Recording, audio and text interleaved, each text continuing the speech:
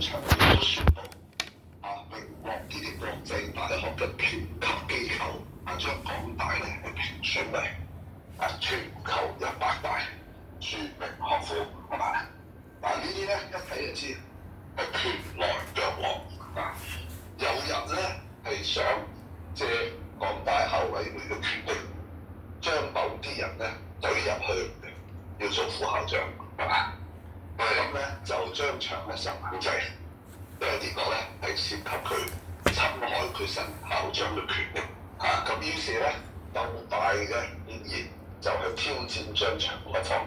咁王沛詩只不過係一個咧台面嘅人物，後邊咧係仲有人，後邊嘅幕後勢力咧，據官場耳語咧就已經咧佢調離咗香港，就去咗廣西嗰度咧係做一啲嘅閒職。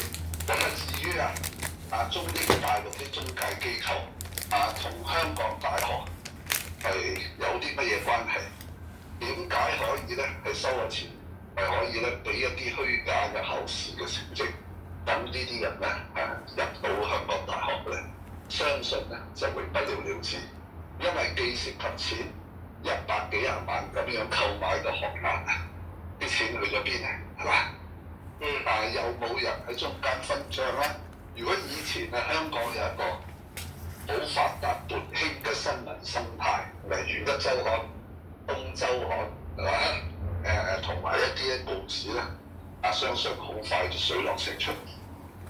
全港各界咧都會及住。下個禮拜2，睇下某某週刊報機係咪攞嚟做封面先，係嘛？咁而家冇咗啦，全部咧係靜態清零，唔係動態，係靜態。成個香港嘅新聞環境咧就噤若寒蟬。咁所以咧呢啲咁嘅環境咧對於營商係有冇利咧？